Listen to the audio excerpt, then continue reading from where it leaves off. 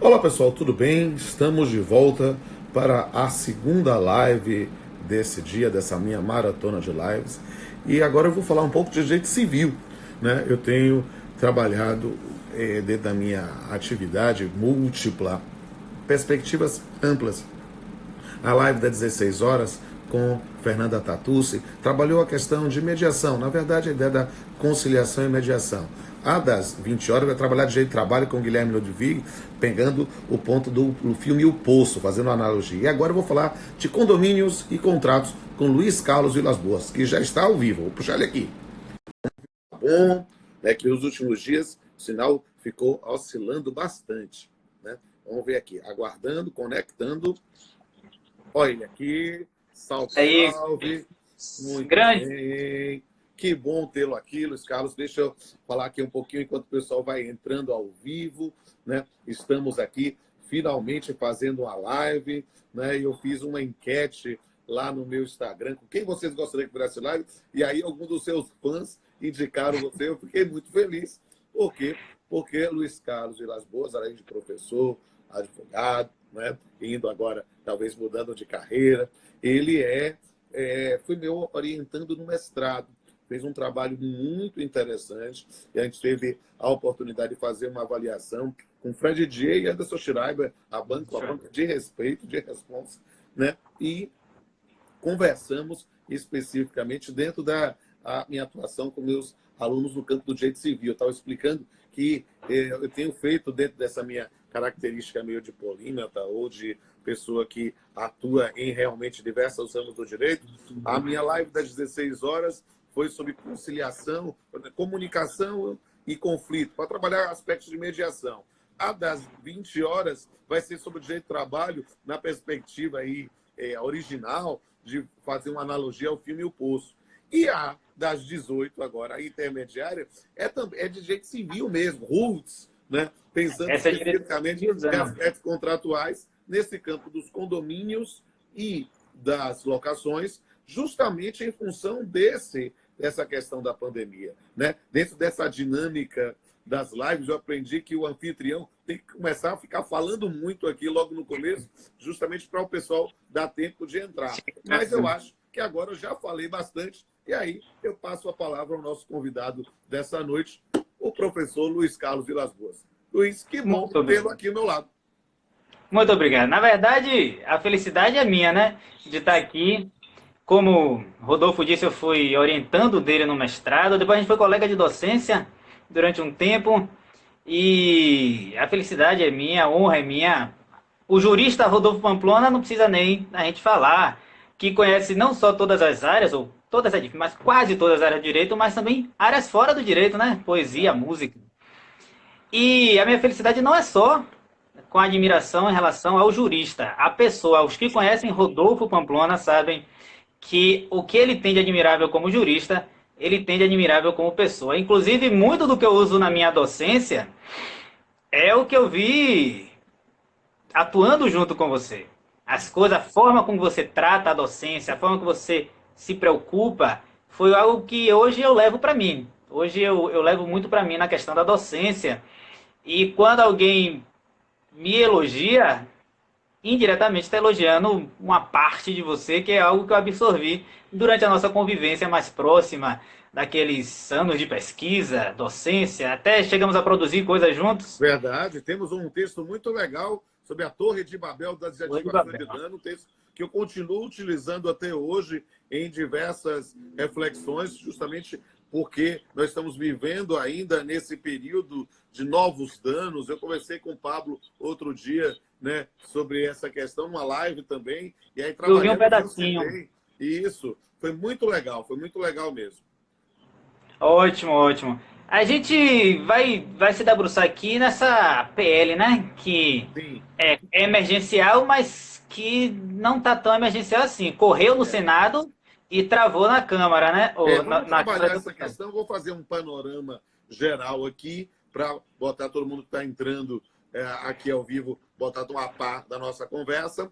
E, especificamente, já lhe passo a palavra para falar sobre a PL. O que é que nós estamos? Estamos vivendo um período de pandemia, um período em que estamos aprendendo a lidar com um mundo novo, né? Ninguém cogitava a possibilidade de estar isolado, em quarentena, em isolamento presencial por tanto tempo e com as notícias correndo das mortes ou dos internamentos, gerando, inclusive, situações ainda mais complicadas do ponto de vista psicológico mesmo. Nós estamos vivendo hoje situações de medo, de receio das pessoas não conseguirem mais conseguir ter relações pessoais, de amizade, de contato, e a gente está construindo uma nova forma de lidar através da internet, né? Seja as lives, as reuniões no Zoom, no Google Meetings. Eu, como juiz, já vou, semana que vem, começar a fazer audiências virtuais.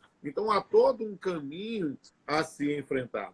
Agora, na verdade, desde que entrei, né, no isolamento e desde que entramos na pandemia, temos visto discussões sobre as relações jurídicas, né, de natureza civil, que têm envolvido, que têm sido discutidas, porque de trato sucessivo, e com a questão da paralisação da maior parte das atividades econômicas. E aí temos efeitos próprios para cada uma das relações, né, quando a gente dimensiona isso nas relações civis como um todo. Há hoje um projeto de lei, o projeto 1179, do senador Antônio Augusto Anastasia, né, que tenta dar um norte a isso.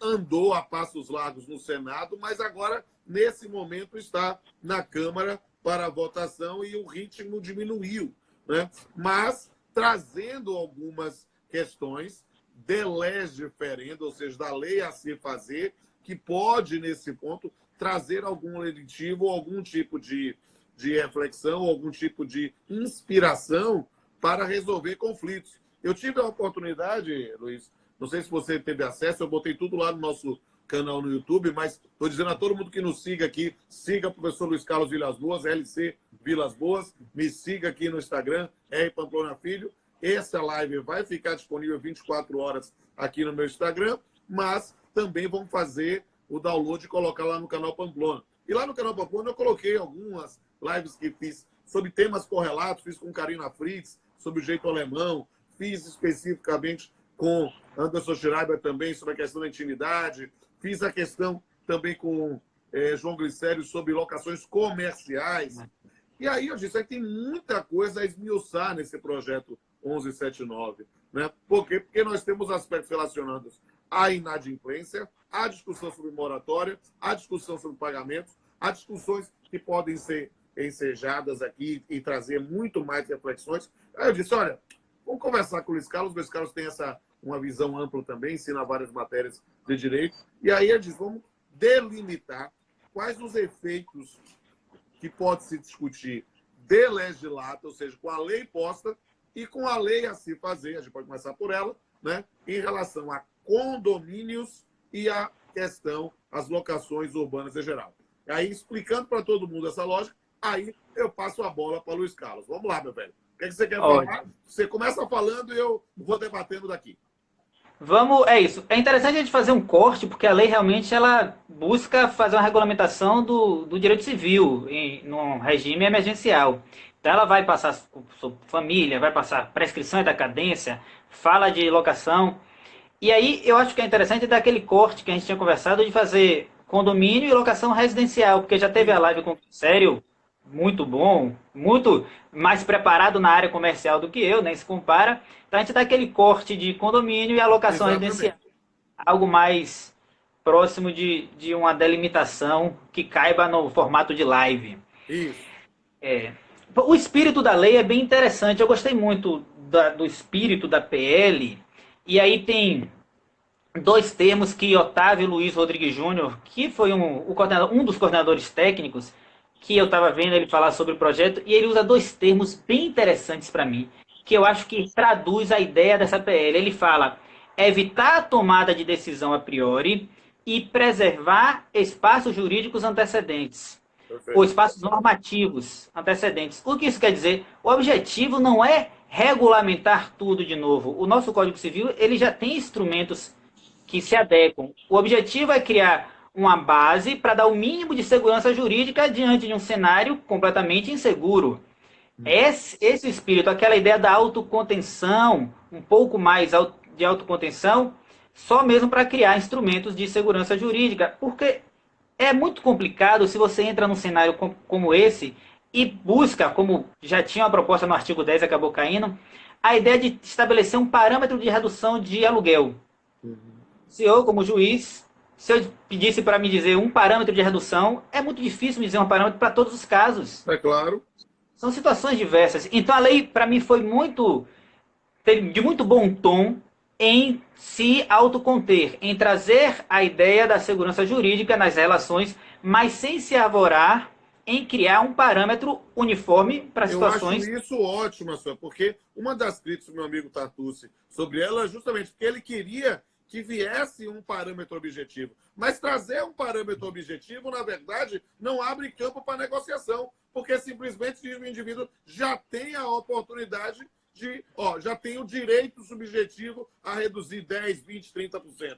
E, na verdade, um dos grandes campos que eu acho para as pessoas compreenderem um novo perfil da advocacia, que eu acho importante, sabe que eu coordeno uma pós em direito contratual lá no SES, né? É justamente a habilidade do advogado no campo da negociação. Porque às vezes, eu vejo as pessoas falando desses temas como se fosse algo extremamente simples e, na verdade, a lógica da teoria da imprevisão, pensar na cláusula rebus sic stantibus, é compreender o tema numa outra perspectiva. Por quê? Porque não é, literalmente, dizendo uma palavra mágica, onerosidade excessiva, cláusula rebus sic stantibus, teoria da previsão, que, de repente, o contrato vai se adequar, como num passe de mágica, a situação que o indivíduo que fala as palavras mágicas pretende. Não é isso. Na verdade, ela vai ser um mote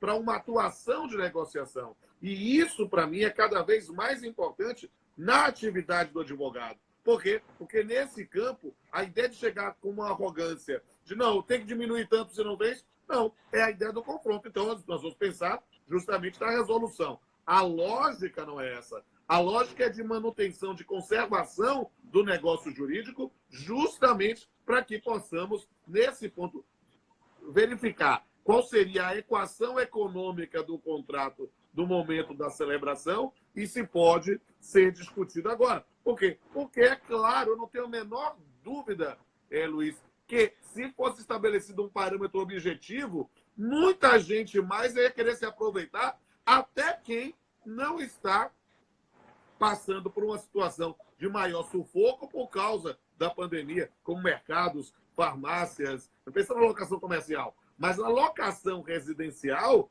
nós temos que verificar efetivamente se o indivíduo teve um abalo nos seus recebimentos, no que diz respeito a salários ou a rendas, e, obviamente, também imaginar, mutatis mutandis, né, para pensar isso no condomínio, essa negociação para verificar o bem do condomínio. Porque o indivíduo dizendo, não vou pagar, o condomínio vai ter que continuar ainda exercendo e ele ainda é titular da propriedade, o eventual locador, o locatário. E aí, na noção da locação, o cara está usufruindo ainda. É preciso verificar efetivamente essa situação. Por isso, estou vendo aqui a doutora Fabiana Pereira recomendando essa questão de fazer anexos contratuais, rediscussões. Para mim é um caminho natural hoje de legislata para solucionar esse problema. Mas quero te ouvir, querido. Estou falando demais. Tem dois pontos aí que o senhor trouxe que eu achei extremamente interessantes. Primeiro, utilizar palavras mágicas como imprevisão. Na verdade, se a gente for ser bem técnico, o artigo 317, que é o que está todo mundo alegando, 317, o 317, na técnica jurídica estrita, não se aplica à nossa situação, porque o 317, ele vai dizer lá sobre desproporção manifesta das prestações, mas a prestação em si não está desproporcional. O que acontece, a imprevisibilidade, é um fator exógeno ao contrato, não endógeno. Então, se você simplesmente joga esses argumentos, ele não se adequa ao instrumento ao qual nós estamos querendo trazer. Eu não estou dizendo que não se aplique o 317. Estou dizendo que a simples fórmula de alegar a onerosidade excessiva em previsão e achar que a partir disso você vai ter uma sentença procedente, na verdade já pulando a renegociação, não é o caminho. Não é o Inclusive, caminho, definitivamente não é o caminho. e aí leva ao segundo ponto, a renegociação é algo muito interessante. Anders Schreiber, na produção dele de livre docência, ele fala sobre o dever de renegociar. E ontem, não, hoje de manhã eu li um artigo, foi ontem, eu li um artigo muito interessante do desembargador do Rio de Janeiro, Marco Aurélio Bezerra. Marco Aurélio, onde gente ele, boa, Marquinhos, gente muito boa também. doutor em Direito, excepcional, onde ele traz a proposta de o dever de renegociar como uma condição de procedibilidade para a ação. A proposta dele é que se crie uma lei onde se inclua agora o dever de negociar dentro da pandemia como um critério de procedibilidade da ação. Tá, eu realmente não sei se eu concordo, mas eu acho muito interessante a ideia de promover renegociação. Muito interessante. Se eu coloco como uma condição de procedimento, não sei. Mas o mundo jurídico refletindo sobre o dever de renegociar é, para mim, muito positivo. Parar de achar que o judiciário é o repositório de todas as respostas. Os juízes estão também em dúvida, é algo novo. E aí a gente tem que permitir trazer um pouco mais de autonomia privada, privilegiar essa autonomia, não a autonomia da vontade, mas talvez um pouquinho a ideia da autonomia privada e permitir que as partes possam chegar a uma conclusão. E a verdade é que, pelas minhas pesquisas, tem chegado. As pessoas têm renegociado, e aí vem aquilo que o senhor trouxe de maneira muito interessante. Se eu coloco na lei 30%, eu dificulto a negociação. Quando o caminho deve partir dos sujeitos, dos contratantes, a priori, né? Isso. Claro que, eventualmente, você vai ter uma situação ou outra que não chegará a um acordo, não chegará a uma negociação, e nós temos o judiciário para isso. Exato. Mas ele não pode ser exatamente a ponta da lança para resolver situações que podem ser renegociadas. O campo é esse, no empoderamento da atividade de negociação, né? A advocacia preventiva de conflitos. Isso é fundamental. Por quê? Porque nesse ponto a ninguém interessa ir para o judiciário, que muitas vezes se tornou a criação humana mais próxima do conceito de eternidade. Ninguém quer ir para o judiciário. A ideia de quem quer ir para o judiciário é quem, na verdade, quer empurrar o processo com a barriga, empurrar a situação e não resolver o problema. Pensar em resolver o problema efetivamente nas relações jurídico-material é no campo da negociação. Agora perceba, e a gente fez um corte epistemológico interessante sobre isso, vamos fazer, a gente trabalhou tanto com a locação residencial quanto com o condomínio.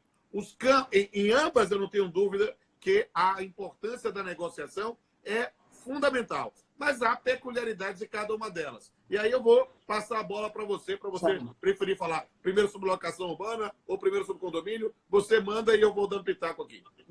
Vamos manter locação e depois a gente faz o corte para condomínio, porque a gente está mais nessa.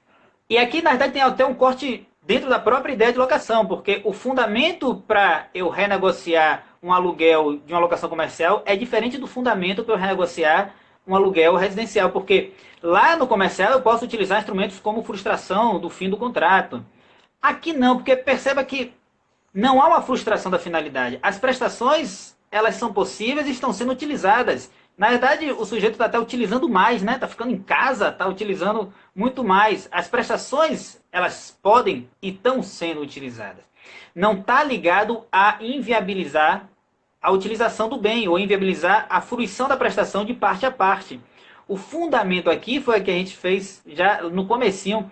É um fato imprevisível, isso aí não se discute, mas que não afeta a prestação do contrato no seu sentido endógeno. Ele afeta no sentido exógeno, por quê? Porque é o sujeito que não está conseguindo ter renda, porque ele está proibido ou está inviabilizado de exercer a sua função, e em razão disso ele não consegue pagar.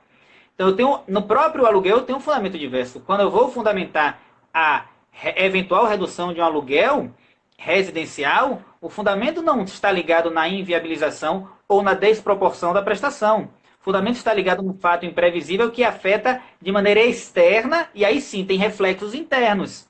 E dentro disso é muito mais uma ideia, porque se eu for utilizar o 317 eu vou ter que fazer essa aplicação ampliativa, mas isso aí passa muito mais por uma ideia de justiça distributiva ou de critério de equidade que os juízes precisam analisar, e tem sido analisado. O Tribunal de São Paulo tem emitido diversas sentenças, acho que é o tribunal que mais eu li sentenças nesse caso, percebendo que, em que pese não ser um desequilíbrio interno ao contrato, é um fato imprevisível que venha a afetar, sim, o cumprimento da prestação. Você Então, já esse seria... acha que já é possível se falar em uma tendência jurisprudencial nessa As, questão?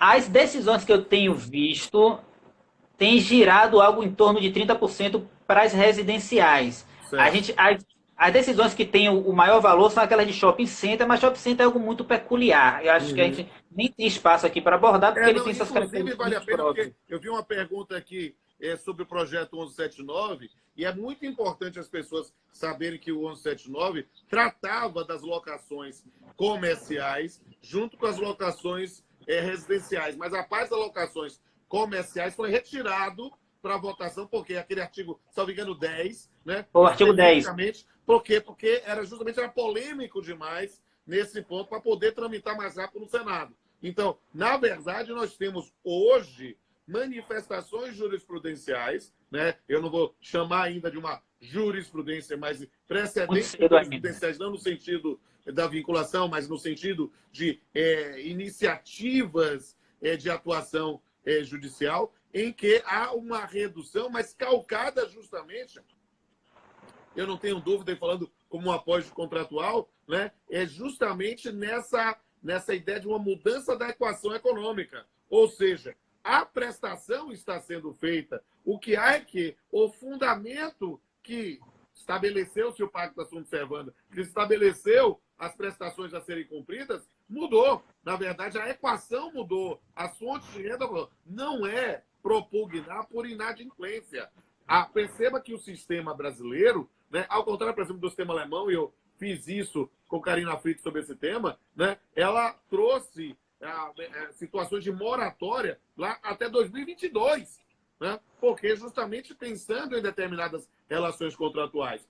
Aqui, na verdade, a gente está buscando renegociações e pensar nesse campo de atuação. Por quê? Porque justamente por não ter parâmetro objetivo na lei, a decisão do magistrado pode achar simpático o número 30%, ver os colegas definindo 30%, e aí, de fato, acaba se construindo uma jurisprudência, mas sem um respaldo científico. Por quê? Porque, na verdade, não se pode pensar em uma jurisprudência preta por ter, jurisprudência pronta para aplicar. Na verdade, a análise efetiva das condições podem gerar parâmetros diferenciados. Essas soluções, elas devem, e é salutar que elas sejam casuísticas, porque você tem situações muito diversas. Você tem uma grande imobiliária como locador, mas você tem um sujeito que a renda, e aí tem a natureza familiar, ou a natureza alimentar do aluguel, um sujeito que a renda dele é baseada naquele aluguel.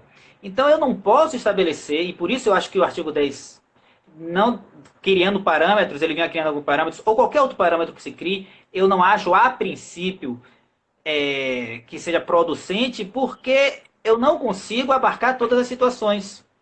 Eu não posso imaginar, então vamos botar uma moratória até 2021, 2022, mas a gente tem que... E aí é interessante, né, voltando para as bases das obrigações, um pouquinho de Clóvis do Couto e Silva, eu não posso entender que os contratantes eles estão em polos adversos. Eles são colaboradores para atingir a finalidade principal de qualquer contrato que eu implemento. Exato. Então, eu não posso entender, vou fazer uma moratória, calma, e o locador? Eu tenho situações e situações. E há situações que são, do ponto de vista fático, imagine um juiz, independente de previsão legal a se fazer ou não, ferindo ou não, o juiz deferir liminar de despejo em uma situação em que as pessoas têm que ficar isoladas, ou seja, eu vou colocar a pessoa na rua, olha a questão para os holofotes, é uma questão extremamente complexa. Claro que pensando eventualmente não haver uma suspensão dessas medidas, mas só e somente só para situações para retomada para morada própria. Mas é uma situação que, mesmo assim, eu, como magistrado, colocaria o processo em pauta o tempo que fosse necessário para buscar uma solução negociada, porque se o bordão fica em casa, Como é Tem que ter uma casa para você ficar, né? vai despejar uma pessoa para que ela fique ainda mais exposta a uma situação de pandemia? Sabe, as soluções jurídicas tradicionais para essa questão não parecem adequadas e a gente vai ter que construir novas formas de atuação. A PL até abordou isso, e de maneira também, novamente, na ideia da contenção, muito interessante, porque saiu na mídia, né? Não se pode mais despejar. Ah, teve aquele burburinho, não se pode mais despejar na pandemia, e não é bem assim. O que é que a RJET trata, né? Que é o regime jurídico emergencial transitório. Não trata de um parâmetro de redução de aluguel, estimulando a renegociação, e no despejo fala, é proibido o despejo liminar em determinadas hipóteses em ações que tenham sido intentadas a partir de 20 de março. Exatamente. Não é Não isso. querer aproveitar, em Isso. função da pandemia, verificar a situação. E aí O é abuso de algo direito. importante. Então é muito interessante que ele cria 3 critérios. Ele cria critério temporal, ele cria critério circunstancial, que são alguns incisos, e ele só retira a parte da liminar, que seria o procedimental. Não quer dizer que não pode despejar. Quem já tem o processo andando pode ser despejado. Quem venha a ser, não por liminar, mas por sentença definitiva, também poderia. Só que, nesse caso, é muito complicado você emitir um despejo liminar. É A muito própria complicado. determinação judicial, porque o juiz não vai dizer, ó, está despejado e aí o indivíduo vai sair espontaneamente. Muitas vezes vai precisar de força policial, oficial de justiça ir para lá. E nessas circunstâncias, nós veremos dificuldades operacionais. Por isso, sempre que for possível negociar, temos aí o melhor caminho. Não sendo, o fato é que os despejos na prática, independente do momento, estão acabando sendo suspensos, e aí a doutora Fabiana mais uma vez colabora aqui com a live fazendo essa observação, estão sendo suspensos em função da pandemia. É uma questão a mais complicada, realmente. Porque aí você tem aquele conflito, estamos num viés de direito civil constitucional, onde você tem como o valor fundamental a dignidade humana. Então, todo e qualquer dispositivo, instituto do direito civil, ele tem que ser voltado para proteger ou promover a dignidade. Isso. Se você corre esse risco, você volta lá para a patrimonialização do direito civil, dizendo que o patrimônio é mais importante que a dignidade. Estamos numa situação em que ninguém está defendendo o inadimplemento. Só que a situação é atípica, merece uma reflexão mais ponderada, porque as consequências podem ser muito mais penosas do que normalmente são. É isso que se reflete em cima dessa PL. E eu achei um ponto muito interessante. E condomínio é um pouquinho diferente. Vamos passar para o condomínio? Vamos para o condomínio. Vamos lá, que já estão meia hora de live. O papo está fluindo muito bom, a gente nem está percebendo o tempo passar. Tem duas coisas de condomínio que são interessantes, né? Eu vou continuar essa parte da redução e a gente depois pega exatamente na PL. Sobre redução de condomínio, eu recebi muitas perguntas. Redução de aluguel, redução de condomínio, pode reduzir condomínio? A PL não trata sobre redução do condomínio.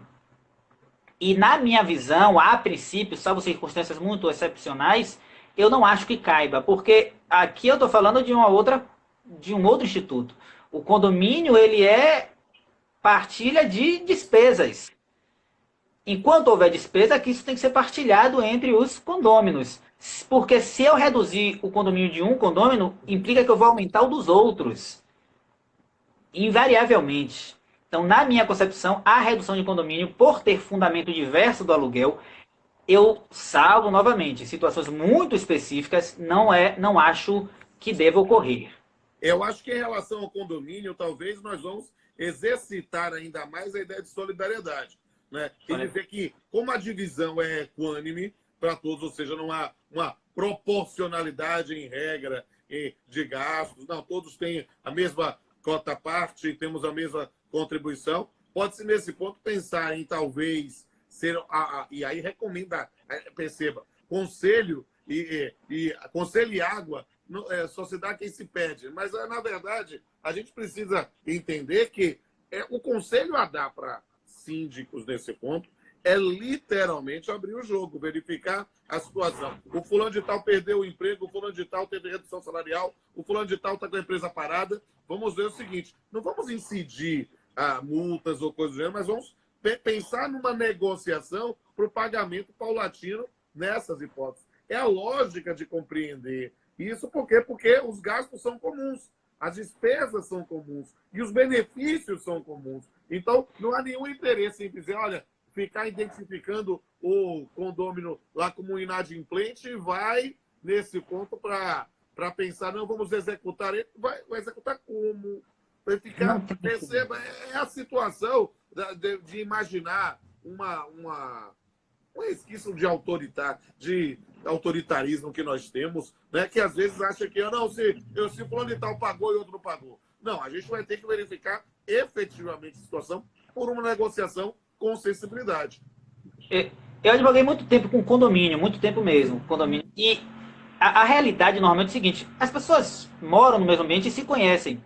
Normalmente, quando alguém chega sem querer passar por cima, sem arrogância, e abre e fala, olha, eu realmente não tenho condições, normalmente acontece sim do condomínio absorver essa despesa, porque não é uma despesa muito alta dentro quando é diluída no condomínio. Sim. O problema aí, a minha posição inicial, estava muito ligada ao sujeito que quer impor uma redução. Isso não. Mas aí não teria como. Redução, seja no condomínio, seja na locação, digamos, para usar uma expressão bem baiana, e tem gente de todo mundo aqui participando dessa live, é efetivamente um esparro. A gente precisa compreender isso de outra forma. É preciso perceber que o caminho é cada vez mais do exercício da alteridade e solidariedade pela negociação.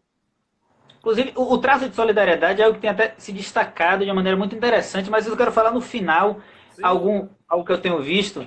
Sobre a RJET, acho que o que mais tem tocado o condomínio, as questões de condomínio, e até o que está na RJET, são os poderes do síndico em impedir acesso a determinadas áreas ou impedir obras. Isso é o que está lá na RJET, e aí começam a surgir os conflitos. Mas o síndico pode tudo, o síndico pode impedir o uso de áreas comuns. Hoje, de acordo com a RJET, ele está podendo. Inclusive, quando eu li a RJET, logo... Para a pandemia, sim, claro.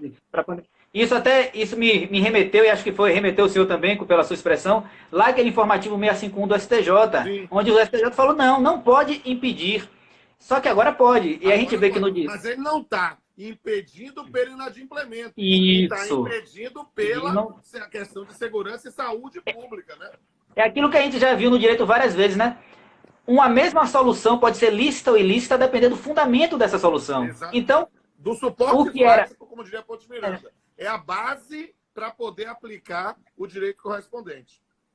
E aí a gente encara agora uma situação em que se admite a proibição de uso de áreas comuns, porque o fundamento agora tem um valor jurídico mais relevante. Agora o conflito não é patrimônio. O conflito agora é existencial, valor existencial. Estou falando de saúde. E aí eu passo a permitir, o condomínio pode. O problema são os excessos. Eu fiquei lendo algumas decisões, desde que começou a pandemia, eu fico lendo algumas decisões, aí tem decisões de síndico que proibiu a entrada de empregados, não pode entrar, ou de síndicos que manda parar a obra dentro do apartamento, de síndicos que impediu, no meio da mudança, a moradora no meio da mudança, ele impediu que ela continuasse a mudança. Aí tem os excessos, até que ponto eu posso? Sinceramente, é abuso. É pensar mesmo num 87, né? Não é somente um ato ilícito, é um abuso de direito. É abuso de direito. O indivíduo precisa compreender que é uma situação, as pessoas às vezes querem se portar como fiscais da ordem jurídica, da moralidade ou do controle social, quando na verdade elas têm que aprender a conversar com as outras. Isso. O problema são os síndicos que, dentro desse argumento, ele impede, por exemplo, impede o morador de pegar... você mora no terceiro andar, vai de escada, não pega elevador. Então, temos alguns. A questão da obra é bem interessante, porque a obra, em tese, eu estou aí afetando a parte do uso de propriedade exclusiva, exato, não de propriedade comum. E até que ponto eu posso, não posso... Hoje em dia, as últimas decisões que eu li vão no sentido de que obras essenciais... pode sim acesso, mas obras que sejam voluptuárias, as benfeitorias, né? Úteis, voluptuárias e necessárias. E até eu estava conversando com meu irmão é arquiteto, aí para tentar criar um critério na minha cabeça, falei, vem cá, uma obra que se pare no meio de um apartamento, quais tipos de prejuízo pode ter? Aí ele me trouxe algo bem interessante. Ele falou, depende. E se a obra for na cozinha? Em regra, a gente só tem uma cozinha. você inviabiliza o próprio apartamento. Então, é Exato. uma obra que eu não posso impedir. Agora, diferente é o sujeito quer fazer uma obra simplesmente estética e bota 15, 20 empregados ou trabalhadores. Aí, o volume... Mas o Edmilson está fazendo, às vezes, uma reforma para poder habitar. Né? Ou seja, ele está Eu não buscando posso. assim. Se ele não faz literalmente uma multidão, está pensando lá, 4, 5, 8 pessoas no máximo espalhadas, uma obra grande, eu não vejo o menor problema na continuidade dessa atividade. É claro que é subjetivo, mas é preciso entender efetivamente o que é que está fazendo. Se é literalmente, vamos pensar no critério das benfeitorias, úteis ou necessárias, ou seja, para manter a casa, para poder ter condições de ser habitada, parece-nos que aí é perfeitamente aceitável, dentro, obviamente, dos limites. Não pode levar uma multidão para lá. Nós temos que ter um número menor de pessoas para poder realizar essa obra. Eu tenho entendido desta forma e tenho sugerido dessa forma. Claro que tem que se negociar efetivamente com o próprio síndico para verificar a situação, não é também impor. Da mesma forma que nós temos síndicos que querem impor tudo, nós temos também proprietários que querem, eu sou o dono e vão fazer isso. Não, é preciso compreender um mínimo de razoabilidade nesse ponto. Para quê? Para garantir também o acesso desses trabalhadores, né, de forma que não haja hipótese de contágio. Então, vão ter que estar com máscaras, vão ter que estar com luvas, vão ter que ter o álcool gel. Vai ter que ter, nesse ponto, esse tipo de atividade. O acesso restrito. Então, é o cuidado que se deve ter, porque temos pessoas de fora indo também para as nossas casas quando recebemos lá o pessoal do delivery. Então, é preciso ter um mínimo de razoabilidade nesse ponto, porque é um inimigo invisível. Ninguém consegue garantir, nesse ponto, se vai ser ou não contaminado. E a lógica do sistema é que, pouco a pouco, com a disseminação dos vírus, nós seremos contaminados e poderemos desenvolver justamente a resistência a isso, mas não de uma forma que faça, de forma de proliferando tão rápido, gerar um abalo na rede pública de assistência hospitalar. Nesse ponto é aquele conflito, né, que a razoabilidade, a metanorma tem que estar em tudo. E aí você tem de um lado o sujeito que não pode falar é propriedade privada, aí eu posso tudo, não é bem assim. Não é bem assim. Isso já é limitado há muito tempo, com função social, com seu aspecto negativo e positivo. Isso. E também no lado, eu sou síndico, estou protegendo a saúde das pessoas, eu posso tudo. Também aí não. A gente, também esse meio termo que é preciso. Isso. Então, eu não posso me arvorar de nenhum dos dois direitos. Como você foi meu aluno no mestrado, teve que ler Descartes comigo, e aí uma referência a Descartes, eu digo, Descartes diz lá que o bom senso é o sentimento mais abundante na natureza, porque todo mundo acha que tem bom senso. O problema é que a gente precisa conversar para acertar o meu bom senso com o seu. Né? E buscar justamente esse campo para poder negociação. Diga aí. Para justificar. Então, nesse ponto de locação, de condomínio, eu achei de muito bom tom a PL, autocontida, pontual, despejo, achei essencial, tinha que tratar. Poderes para o síndico também de impedir, porque essa ideia de uso de área comum sempre foi algo muito sedimentado na jurisprudência, né? Ah, não pode, mas a PL traz, olha, aqui é um fundamento diverso, então, se eu mudo o fundamento, eu posso mudar também a solução. Então, eu achei muito interessante e reflete muito do próprio coordenador técnico, que é o Otávio Luiz Rodrigues Júnior. Ele tem muito esse perfil, ele, inclusive, tem um artigo sobre neoconstitucionalismo muito interessante, de autocontenção do judiciário. Então, eu achei de muito bom tom a lei no geral. Tem muito doutrinador não gostando, muito na linha deixa a renegociação, mas eu acho que você tem um parâmetro básico onde você não tente impor uma regra única para situações diversas, onde você não inviabilize a renegociação, onde você cria o mínimo de segurança jurídica. Você não é engessar as soluções, mas criar uma base de segurança jurídica. Eu acho sim de bom tom e a PL me agradou. No geral, uma pontinha ou outro, acho que não deveria ser assim, mas o espírito dela foi bem interessante para a minha visão. Não quis trazer uma solução mirabolante, não quis inventar, porque a gente já tem os instrumentos, é só ponderar. Achei de muito bom tom essa PL.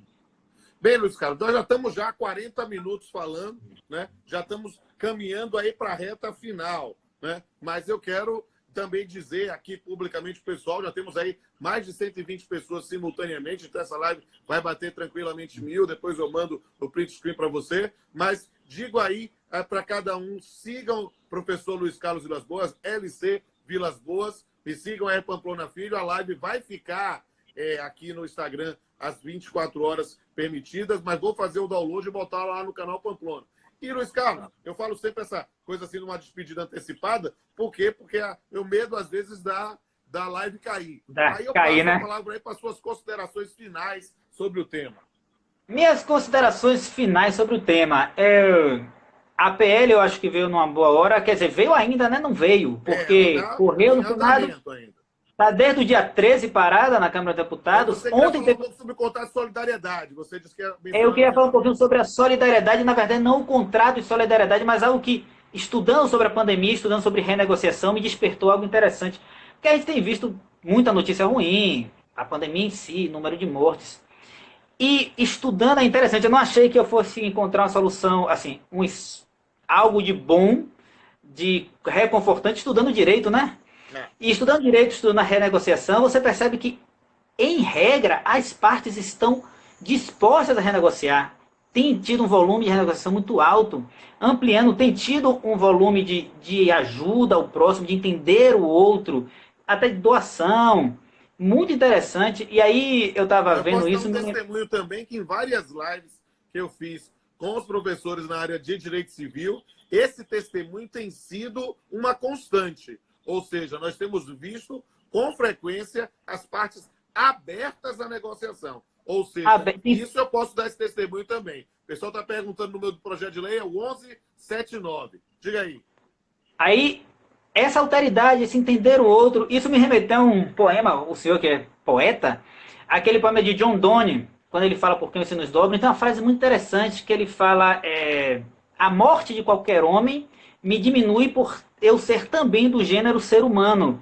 Que essa ideia não tem porquê eu tentar me privilegiar ou me enriquecer numa situação em que todos nós estamos no mesmo barco. E analisar essa predisposição à renegociação, analisar os contratantes que durante muito tempo foram vistos como antagônicos, predispostos a alcançar uma solução comum boa para todos, é algo que, dentro de uma leitura jurídica, é muito reconfortante. Muito reconfortante. É um testemunho que eu gostaria de trazer. Esse espírito de solidariedade lá no artigo 1º, né, inciso 3 da nossa Constituição Federal, ele está integrando já os planos dos fatos, que é o objetivo de toda e qualquer norma sair somente do plano jurídico e via ser aceita no plano dos fatos. É isso, meu querido.